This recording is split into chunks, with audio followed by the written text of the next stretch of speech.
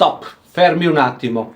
Prima di sentire finalmente questa esibizione, questo test con la chitarra baritona sarda, 4 minuti della vostra soglia di attenzione per sentire un attimino questa chiacchierata. Mi scuso un po' per l'audio, non è stato curato, ma perché è stata una cosa anche molto estemporanea, è nata lì e ne è nata una bella discussione. Io vi riporto solo 4 minuti che la prendiamo come introduzione a quello che sarà poi il video, dove finalmente sentiremo questa bellissima chitarra.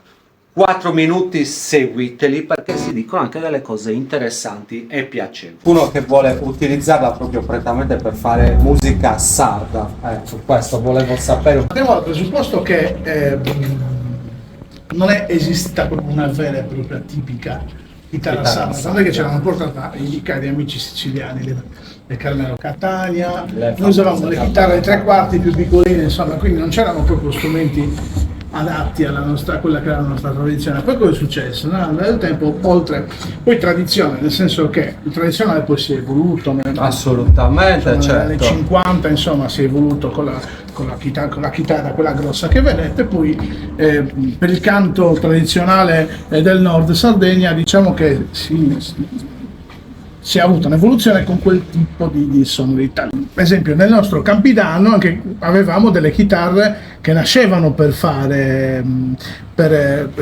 determinate generi, erano riuscite per poterle accordare in un certo modo, non le hanno fatte più. Le facevano sempre le siciliane, esempio, faceva sempre le Carmelo Catania, faceva delle chitarre che erano strabilianti per fare il genere campidanese. Paradossalmente proprio qui c'è il problema che adesso cosa è successo? Queste chitarre non le fanno più da 40 anni, forse 50, esatto. E quindi in Campidano ci siamo ritrovati un po' male da quel punto di vista. Quindi cosa succede? Adattiamo le famose, insomma, si usa prendere la chitarra classica, mettere le corde in metallo sulla classica, però sappiamo che è un'operazione molto forzata, ci si adatta, insomma, perché non si possono accordare così in basso le chitarre, le chitarre classiche. Oltre a montare le corde in metallo sulla chitarra classica, le accordiamo anche in basso. Parliamo di questa famosa accordatura che è sempre un grande dilemma, c'è chi la accorda in un modo, c'è chi la accorda in un altro. Queste chitarre baritone che sappiamo che la chitarra baritone è stata appunto fatta, ecco, è lì che volevo arrivare, tutta la storia per dire che cosa, che la chitarra baritone è stata proprio fatta e studiata per essere accordata questa è circa una maggiore, non l'ho accordata in diapason, ma se il mio orecchio non mi tradisce non sono invecchiato. Questa è una maggiore che sulla chitarra è un re. Noi facciamo un re, ma stiamo facendo un la maggiore. Un la maggiore, ok. Certo. Nella tradizione il La è già una tonalità utile, poi si può scendere, diciamo, facendo un settaggio con la corda leggermente più grossa, si può scendere ancora di tonalità, quindi si può arrivare tranquillamente, secondo me, al Sol.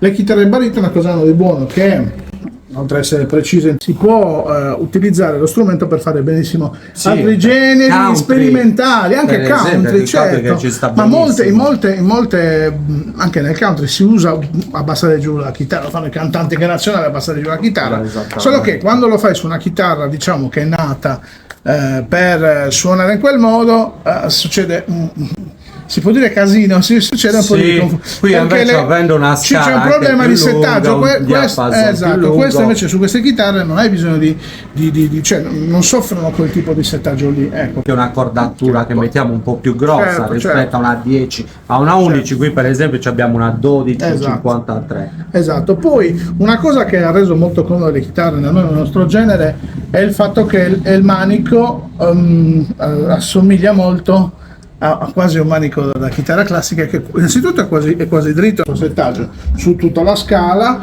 c'è già una distanza delle corde elevata, okay? Quindi il manico è largo, insomma, quindi è molto comodo dal punto di vista di tutta la tastiera, per chi vuole utilizzarla, insomma, in modo tradizionale si troverà anche bene a livello di comodità. Perfetto. Sì, queste erano le piccole cose che interessava sapere, perché sempre si disquisisce qual è la chitarra migliore per fare la musica sarda. Non c'è una chitarra. È ovvio che nel discorso del canto logudoresi c'è proprio un suono definito che utilizzano loro su quel tipo di chitarre, cioè i nostri liutai, insomma, ce lo insegnano, che sono fatte in quel modo e sono setate perfettamente per suonare quel genere in lì. modo da ottenere Ok. quella sonorità. La baritona ti aiuta a uscire anche da quei suoni autoctoni, chiamiamoli così, per fare anche dell'altro e avere delle chitarre che sono avanzate in modo per fare altri generi, per uscire dal suono autoctono e potersi spingere oltre quel suono. Nell'ambiente etnico, Sì, nell'ambiente world etnico. music. World music, world esattamente, music. sì. Vedi.